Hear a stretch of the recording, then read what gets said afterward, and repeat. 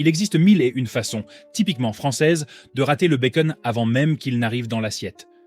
De la façon de chauffer la poêle, aux ustensiles utilisés, en passant par l'impatience des matins pressés. Le problème, c'est que ces petits choix changent complètement la donne. Et si cela se produit si souvent, c'est parce que la plupart des foyers répètent les mêmes gestes chaque semaine, persuadés que c'est ainsi que le bacon doit être cuit. Aujourd'hui, nous allons décortiquer les 9 erreurs les plus fréquentes commises par les Français lorsqu'ils font cuire du bacon, et vous expliquer précisément pourquoi. Si vous restez avec nous jusqu'au bout, nous vous guiderons pas à pas dans la cuisson du bacon à la perfection. Après ça, et vous ne regarderez plus jamais un petit déjeuner anglais de la même façon. Erreur numéro 1. Faire cuire du bacon dans une poêle chaude. Pour beaucoup de Français, la cuisson du bacon commence toujours de la même façon. On met une poêle sur le feu, on monte la température au maximum, et le but est d'aller vite. Dès que la poêle est assez chaude, on y dépose des tranches froides, directement sorties du réfrigérateur, dans un crépitement sonore et fumant. C'est efficace, c'est familier. Et comme le bacon finit par être cuit, la plupart des gens pensent que ça marche. Mais cette habitude pose problème dès la première seconde. Lorsque du bacon froid entre en contact avec une poêle chaude, la graisse ne fond pas progressivement comme elle le devrait. Au contraire, elle se contracte presque instantanément. Au lieu de fondre lentement et de lubrifier la poêle, la graisse se fige, empêchant une cuisson uniforme et empêchant le bacon de s'arroser de lui-même pendant la cuisson. Le résultat est un bacon au comportement étrange. Il dort trop vite à l'extérieur, tandis que l'intérieur reste ferme. Le gras devient caoutchouteux au lieu d'être tendre. La viande maigre se raffermit avant d'avoir eu le temps de se détendre. Pire encore, une fois ce processus enclenché, il est difficile de l'arrêter. La plupart des gens réagissent en augmentant encore le feu, pensant qu'il suffit d'en finir. Cela ne fait qu'engendrer de nouveaux problèmes. Les bords brûlent, la graisse commence à fumer. La cuisine s'emplit de cette odeur âcre et piquante que l'on confond souvent avec celle du bacon qui cuit normalement. Pendant ce temps, le cœur de la tranche n'est toujours pas cuit. Voilà pourquoi le bacon est souvent imprévisible à la maison. Une tranche finit par être cassante et trop cuite, tandis qu'une autre reste pâle et molle. La poêle crépite, la graisse brûle, et le bacon n'atteint jamais tout à fait cet équilibre entre viande croustillante et gras fondant qu'on attend d'un bon petit déjeuner anglais. L'erreur ne réside pas dans le bacon lui-même, mais dans le choc qu'il subit dès le départ. Le bacon a besoin d'une cuisson en douceur. Il faut laisser le temps à la graisse de chauffer lentement, de fondre uniformément et de créer son propre milieu de cuisson. Si cela n'arrive pas, toute la suite de la cuisson devient une lutte contre la texture et le temps de cuisson. Et bien que la température initiale cause déjà de sérieux dégâts, le problème devient encore plus important si l'on tient compte de ce que la plupart des gens font cuire, le bacon. Car le choix des ustensiles de cuisine rend cette erreur bien plus destructrice que la plupart des gens ne le pensent. Erreur numéro 2. Utilisez la mauvaise poêle. Même si vous commencez la cuisson du bacon correctement, la plupart des Français gâchent tous leurs efforts en utilisant la mauvaise poêle. Dans bien des cuisines, on fait cuire le bacon avec ce qui nous tombe sous la main. Une poêle en aluminium fin, une poêle antiadhésive légère ou une vieille poêle usée. Ces poêles chauffent vite, ce qui est pratique, mais la chaleur n'y est pas répartie uniformément. Résultat, des points chauds se forment, brûlant certaines parties du bacon, tandis que d'autres restent crus. Mais c'est pourquoi le bacon est souvent cuit de façon inégale. Un bord est foncé et cassant, tandis qu'une autre partie est pâle et pas assez cuite. On pense souvent que la solution consiste à baisser le feu, à retourner constamment le bacon ou à poursuivre la cuisson jusqu'à ce qu'il soit uniformément doré. En réalité, le problème a commencé bien avant. Les poêles légères réagissent trop vite. Dès que la graisse du bacon commence à fondre, la température monte en flèche. Les zones directement exposées au point chaud brûlent, tandis que d'autres n'atteignent jamais la chaleur constante nécessaire à une bonne fonte. Le cuisinier est alors contraint de constamment ajuster la cuisson, soulever les tranches, les déplacer à la recherche d'une répartition uniforme qui reste souvent insatisfaisante. Cela se remarque particulièrement avec les tranches de bacon françaises, souvent composées d'un mélange de viande maigre et de gras épais. Sans une chaleur uniforme, le gras et la viande cuisent à des vitesses complètement différentes. Le gras peut brûler avant de ramollir, tandis que la viande maigre se dessèche en essayant de compenser. Les poêles plus lourdes se comportent différemment. Elles chauffent plus lentement, mais une fois chaudes, leur température reste stable. C'est cette stabilité dont le bacon a besoin. Elle permet à la graisse de fondre progressivement au lieu de se transformer instantanément en fumée et à la viande de dorer uniformément sans variation brusque de température. Quand la poêle ne régule pas correctement la chaleur, la cuisson du bacon devient beaucoup plus difficile. Les projections augmentent. La fumée s'accumule. La graisse brunit trop vite. Et une fois de plus, on incrimine le bacon plutôt que l'ustensile. C'est l'une des raisons pour lesquelles la cuisson du bacon à la maison est si inégale, comparée à celle des cafés ou des cuisines professionnelles. Ce n'est pas seulement une question de technique, mais aussi d'équipement. Utiliser une mauvaise poêle transforme même un bon bacon en un mets capricieux et difficile à maîtriser. Mais même avec la bonne poêle, beaucoup de gens font encore une erreur qui sabote tout en essayant d'accélérer le processus, en poussant la température à un niveau que le bacon ne peut pas supporter. Erreur numéro 3. Cuire le bacon trop vite. Dans les cuisines françaises, on a souvent tendance à vouloir accélérer la cuisson du bacon. Le matin, on est pressé, et le bacon a l'air de devoir cuire vite, alors on augmente le feu pour gagner quelques minutes. Au début, ça a l'air de fonctionner. La poêle se met à grésiller vivement, le bacon frise, et il prend une belle couleur presque instantanément. Mais c'est précisément la vitesse qui fait que le bacon se défait. Le bacon ne se cuit pas à la hâte. C'est une question d'équilibre entre la viande et le gras, et ce dernier a besoin de temps pour fondre lentement avant que la viande ne puisse dorer correctement. Si le feu est trop vif, le gras ne fond pas, il brûle. Au lieu de se libérer délicatement et de lubrifier la poêle, il devient foncé et fumant, dégageant cette odeur âcre que beaucoup associent à la cuisson du bacon. Parallèlement, la viande maigre se rétracte. Elle perd son humidité avant d'avoir eu le temps de cuire uniformément. Ce qui explique pourquoi le bacon cuit trop vite est souvent dur, sec ou friable. L'extérieur paraît cuit, mais la texture révèle une toute autre réalité à la première bouchée. C'est aussi à ce moment-là que les cuisines commencent à se remplir de fumée. On ouvre les fenêtres, on allume les ventilateurs, on agite des torchons, pensant que c'est normal pour la cuisson du bacon. En réalité, cette fumée indique que la graisse a dépassé le point de cuisson normal. Cuire le bacon trop vite est souvent source d'irrégularité. Les tranches fines brûlent avant que les plus épaisses ne soient tendres. Les bords noircissent tandis que le centre peine à cuire. Pour compenser, on a tendance à retourner constamment les tranches ou à les déplacer dans la poêle, ce qui ne fait qu'empirer les choses en interrompant la cuisson. Avec le temps, cela renforce l'idée que le bacon est difficile à cuisiner et imprévisible. Mais ce n'est pas le cas. Il est simplement soumis à des contraintes trop importantes. Lorsqu'on cuit le bacon à un rythme régulier et modéré, la graisse fond bien, la viande reste tendre et la cuisson se déroule sans problème. En revanche, si on précipite la cuisson, tout se dégrade. Le bacon, la graisse et même l'air ambiant. Et même lorsque la température est idéale, beaucoup de gens se sabotent en essayant de cuire trop de bacon à la fois, ou, étonnamment, pas assez. Erreur numéro 4. Surcharger la poêle ou cuire trop peu. Une fois la poêle chaude et le bacon dedans, beaucoup de gens font une autre erreur sans s'en rendre compte. Ils évaluent mal la quantité de bacon à cuire en une seule fois. Certaines personnes empilent les tranches de bacon dans la poêle, les faisant se chevaucher et les serrant les unes contre les autres pour tout cuire en une seule fois. Cela semble efficace, surtout lorsqu'on cuisine pour plusieurs personnes. Le problème, c'est que le bacon ne cuit pas correctement lorsqu'il est trop serré. Au lieu de fondre et de dorer, les tranches emprisonnent l'humidité et cuisent à la vapeur les unes sur les autres. La graisse n'a nulle part où s'évaporer. La température de la poêle baisse et le bacon devient mou et flasque au lieu d'être croustillant. C'est pourquoi le bacon, même après plusieurs minutes de cuisson, paraît souvent pâle. La viande cuit mais ne dort pas. La graisse ne fond pas correctement. Et rien n'y fait, ni en la retournant, ni en appuyant dessus. Les conditions dans la poêle sont mauvaises dès le départ. À l'opposé, certains ne font cuire qu'une ou deux tranches de bacon à la fois. Cela paraît logique, mais pose un autre problème. Avec si peu de bacon dans la poêle, la graisse ne fond pas assez vite pour en recouvrir toute la surface. Sans cette couche de graisse fondue, la poêle s'assèche, le bacon colle et les points chauds deviennent plus agressifs. La viande brûle avant même que la graisse ait eu le temps de ramollir. Dans les deux cas, le résultat est décevant. Le bacon est soit mou et pas assez cuit, soit sec et brûlé. Et une fois de plus, on incrimine le bacon lui-même, plutôt que les conditions de cuisson. Le bacon a besoin d'espace, mais aussi de compagnie. Chaque tranche doit pouvoir laisser la graisse fondre et s'écouler librement, sans être étouffée par les autres. Il faut également suffisamment de bacon dans la poêle pour former une couche de graisse stable qui contribue à une cuisson homogène. Un mauvais dosage de ces ingrédients est l'une des principales raisons pour lesquelles le bacon a un goût inégal d'un matin à l'autre. Même poêle, même feu, même bacon. Et pourtant, des résultats complètement différents. Et même lorsque les gens finissent par trouver la bonne quantité, beaucoup continuent de saboter la texture en y remuant constamment au lieu de la laisser cuire. Erreur numéro 5.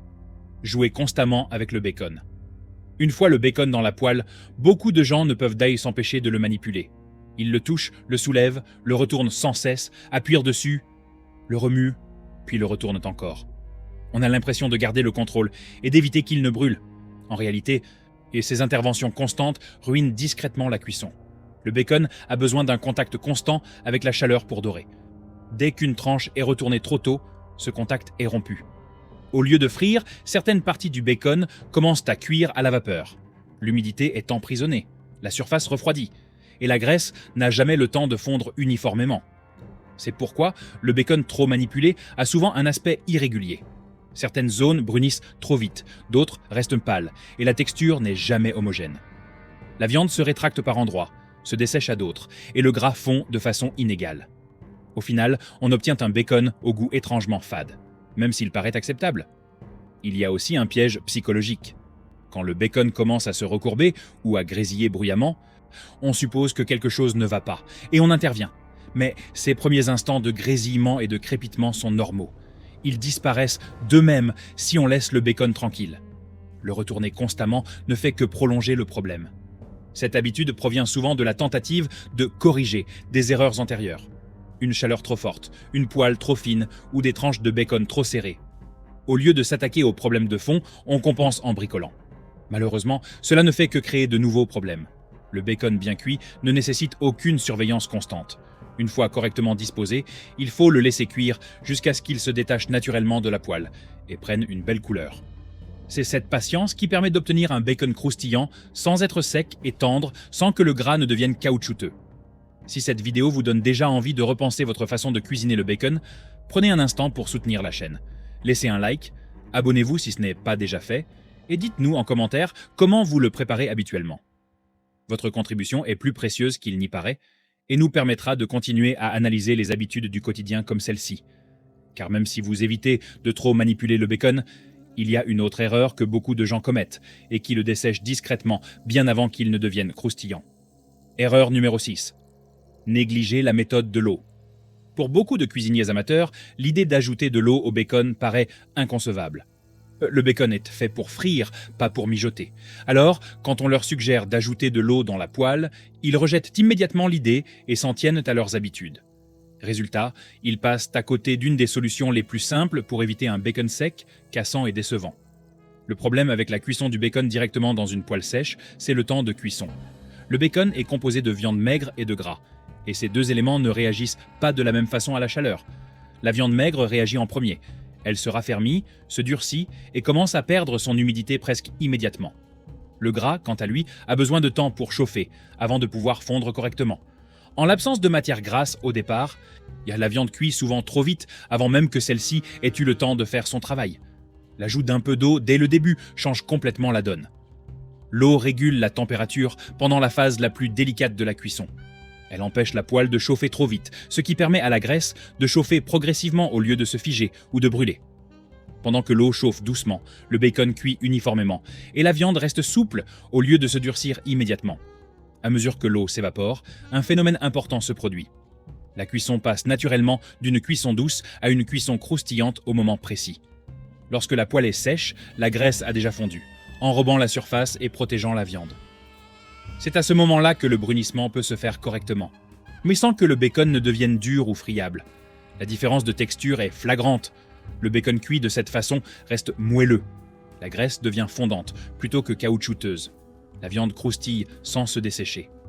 Au lieu de tranches cassantes qui s'effritent à la découpe, on obtient un bacon qui se tient bien et se déguste comme on l'attend. La plupart des foyers ignorent cette méthode car elle va à l'encontre du réflexe. L'eau semble être l'ennemi de la cuisson. Or, dans ce cas précis, elle produit l'effet inverse. Elle prévient les dommages au moment même où le bacon est le plus fragile. Lorsqu'on néglige cette étape, on a souvent tendance à la corriger par la suite. On augmente le feu pour forcer le brunissement. On prolonge la cuisson pour obtenir du croustillant. C'est alors que la graisse brûle, que la cuisine se remplit de fumée et que le bacon passe de croustillant à sec. Et même lorsque l'on évite de faire sécher le bacon sur la plaque de cuisson, beaucoup rencontrent des difficultés lorsqu'ils optent pour ce qu'ils considèrent comme la méthode la plus simple et la plus infaillible, la cuisson du bacon au four. Erreur numéro 7. Mauvaise utilisation du four. Cuire le bacon au four est souvent présenté comme la solution idéale. Pas d'éclaboussure. Pas besoin de surveiller la cuisson, il suffit de disposer les tranches, d'enfourner et d'attendre. Pour les familles actives, c'est la solution idéale. Et c'est précisément pourquoi tant de gens pensent qu'il est impossible de se tromper. Mais le bacon cuit au four, ça rate tout le temps. Le premier problème, c'est la complexité inutile. On entend souvent dire qu'il faut des grilles, des papillotes en aluminium, du papier sulfurisé ou des installations sophistiquées pour obtenir de bons résultats. En réalité, ces ajouts créent souvent plus de problèmes qu'ils n'en résolvent. Les grilles permettent à la graisse de s'égoutter, ce qui semble pratique, mais cela signifie aussi que le bacon perd la graisse même dont il a besoin pour rester tendre. Au lieu de frire doucement dans sa propre graisse, il sèche de tous les côtés en même temps. Il y a ensuite la question de la température. Les fours mettent plus de temps à chauffer que les poêles. Ainsi, si la température est trop élevée, le bacon peut trop cuire sans qu'on s'en aperçoive. Le temps que les bords soient croustillants, la viande a déjà perdu trop d'humidité. Ce qui sort du four peut sembler uniformément doré, mais il sera sec et cassant. Une autre erreur fréquente est de ne pas faire attention au temps de cuisson. On s'éloigne en pensant que le four fera le reste. Or, le bacon passe très vite de pas assez cuit à trop cuit dans un four chaud, surtout une fois que la graisse a fondu. Sans vérifier et retourner la plaque. Certaines tranches finissent par brûler, tandis que d'autres sont à peine croustillantes. La fumée est un autre signe révélateur d'un problème. Si le bacon cuit au four emplit la cuisine de fumée, ce n'est pas parce qu'il est salissant, mais parce que la graisse surchauffe et brûle sur la plaque. Cette amertume se retrouve directement dans le bacon une fois cuit. Une cuisson réussie du bacon au four doit être maîtrisée et homogène. La graisse doit fondre lentement. La viande doit être croustillante sans se dessécher. Mais lorsque l'on considère le four comme une solution de facilité plutôt que comme une méthode de cuisson qui exige de la concentration, le résultat est souvent un bacon qui paraît appétissant mais qui déçoit dès la première bouchée. Et même lorsque le bacon est cuit uniformément, beaucoup de gens, sans le savoir, en altèrent la texture en laissant les tranches se recourber et se décoller de la chaleur au lieu de rester en contact adéquat. Erreur numéro 8. Laisser le bacon friser et cuire à la vapeur. L'un des problèmes les plus souvent négligés lors de la cuisson du bacon est ce qui se produit lorsque les tranches commencent à se recourber. La plupart des gens le constatent et l'acceptent comme inévitable. Le bacon se recourbe, les bords se soulèvent, le centre se courbe et certaines parties se détachent de la poêle. On le perçoit comme un désagrément plutôt que comme un signe d'alerte. Mais le fait de friser le bacon change fondamentalement la façon dont il cuit. Lorsque les tranches de bacon se soulèvent de la poêle, elles cessent de frire et commencent à cuire à la vapeur. Au lieu d'être en contact direct avec la chaleur, ces parties surélevées cuisent grâce à l'humidité emprisonnée et à la vapeur qui s'en dégage. C'est pourquoi le bacon enroulé est souvent irrégulier, croustillant et doré par endroits, pâle et mou à d'autres. C'est aussi pour cela qu'il est difficile d'obtenir une texture homogène. Les parties en contact avec la poêle cuisent correctement, tandis que les parties surélevées restent trop cuites. Pour compenser, on augmente le feu ou on retourne fréquemment les aliments, ce qui ne fait qu'aggraver le problème. Les zones en contact avec la poêle sont trop cuites, tandis que les parties surélevées ne rattrapent jamais leur retard de cuisson. Le bacon se recourbe, car il se contracte à la cuisson. La graisse et la chair rétrécissent à des vitesses différentes, ce qui provoque une déformation de la tranche. Si l'on ne fait rien pour contrer ce phénomène, le bacon se rétracte et s'éloigne de la source de chaleur. Dès lors, il devient impossible de le faire dorer correctement. C'est ainsi que beaucoup de gens acceptent, sans le savoir, du bacon de qualité médiocre comme étant normal. Ils supposent qu'une certaine texture caoutchouteuse, un aspect mou et quelques zones brûlées font partie intégrante du produit. En réalité, il s'agit du résultat d'une cuisson inégale, et non d'un défaut inhérent au bacon lui-même. En laissant le bacon à plat, si chaque tranche cuit de la même façon, à la même vitesse, cela garantit que la graisse fond uniformément et que la viande dort au lieu de cuire à la vapeur. Le contact permanent du bacon avec la poêle améliore sa texture presque instantanément. Négliger le frisé n'affecte pas seulement le croustillant, mais aussi le goût. Le bacon cuit à la vapeur manque des saveurs profondes qu'apporte une cuisson parfaite. Son goût est fade, même lorsqu'il semble cuit. Et si le fait de recourber le bacon en altère la texture, il existe un problème encore plus important auquel beaucoup de gens ne pensent pas du tout. Qu'advient-il de la graisse une fois que le bacon est cuit? Erreur numéro 9, détruire la graisse du bacon. Pour la plupart des gens, une fois le bacon cuit, la graisse devient superflue. Les tranches sont retirées de la poêle. Mais la graisse reste sur place et est soit jetée directement dans l'évier, soit laissée à fumer dans la poêle, soit essuyée sans même y penser. Elle est traitée comme un déchet, quelque chose de salissant et d'encombrant plutôt que comme une ressource précieuse. C'est une erreur. La graisse de bacon n'est pas qu'un simple sous-produit de la cuisson. Elle est essentielle à ce qui donne au bacon son goût si particulier. Bien maîtrisée, elle protège la viande pendant la cuisson, lui confère sa saveur et contribue à réguler la température. Mal maîtrisée, elle devient amère, âcre et désagréable. L'un des principaux problèmes est de laisser la graisse brûler. Lorsque le feu est trop vif ou que la poêle est laissée sans surveillance, la graisse de bacon fondue devient rapidement immangeable. Elle fonce, commence à fumer et dégage une odeur âcre. À ce stade, elle ne fait plus qu'empirer les choses, elle gâche complètement le bacon. Ce goût de brûlé imprègne directement la viande, donnant au bacon un goût fort et lourd au lieu d'être savoureux et délicieux. Une autre erreur fréquente consiste à cuire plusieurs fois du bacon dans de la graisse brûlée. On en cuit une première fournée, on laisse les résidus noircis dans la poêle, puis on ajoute d'autres tranches directement dans la même poêle. Le bacon frais absorbe immédiatement ces composés amers, et aucune cuisson, même soignée, ne peut y remédier. Il y a aussi cette habitude de jeter purement et simplement la graisse de bacon. La jeter, c'est non seulement perdre de la saveur, mais aussi se priver d'une des matières grasses les plus utiles en cuisine. La graisse de bacon reste souple à froid. Elle absorbe bien les assaisonnements et apporte de la profondeur à tous les plats, des œufs aux légumes. La considérer comme un déchet est l'une des raisons pour lesquelles le bacon fait maison a souvent un goût fade, comparé à celui des petits déjeuners servis au café. C'est aussi ainsi que beaucoup de gens créent, sans le savoir, des cuisines enfumées. La combustion des graisses produit des odeurs fortes et persistantes, qui s'imprègnent dans les murs, les tissus et même dans l'air. Ce que l'on prend souvent pour une simple odeur de bacon est en réalité l'odeur de graisse trop cuite. Bien maîtrisée, la graisse du bacon doit rester dorée, translucide et parfumée. Elle doit faciliter la cuisson, sans la masquer, brûler, négliger ou gaspiller. Elle prive le bacon d'un de ses principaux atouts. Et maintenant que nous avons passé en revue toutes les façons dont le bacon peut être gâché, il est temps d'aborder la partie qui résout vraiment tous les problèmes. La bonne méthode de cuisson du bacon pour qu'il soit toujours réussi. Comment bien cuire le bacon? La méthode qui change tout. Après avoir abordé toutes les erreurs courantes, la bonne nouvelle est la suivante. Bien cuire le bacon n'est pas compliqué. Cela ne nécessite ni ingrédients spéciaux, ni ustensiles coûteux, ni de tâtonnement. C'est un processus simple, mais chaque étape compte, et c'est en omettant une seule que la plupart des problèmes rencontrés se produisent. Commencez par choisir la bonne poêle. Une poêle épaisse est préférable, car elle chauffe uniformément et évite les brusques montées en température. Déposez le bacon dans la poêle encore froide, y allez en disposant les tranches à plat et en les espaçant légèrement. Ne les superposez pas, mais ne faites pas cuire une seule tranche non plus. Il faut suffisamment de bacon pour former une couche de graisse homogène en fondant. Avant d'allumer le feu, versez un filet d'eau dans la poêle, juste assez pour recouvrir légèrement le fond. Cette étape protège la viande en début de cuisson. Placez ensuite la poêle sur feu moyen et laissez le bacon chauffer doucement. L'eau chauffe, le bacon cuit donc en douceur, et la graisse commence à fondre, au lieu de se figer ou de brûler. À mesure que l'eau s'évapore, la poêle se mettra naturellement à frire. À ce stade, la graisse devrait avoir bien fondu et enrobé la poêle. Résistez à la tentation d'augmenter le feu, laissez le bacon cuire tranquillement. C'est là que la patience est de mise. Une fois que le bacon commence à dorer, retournez-le seulement lorsque c'est nécessaire.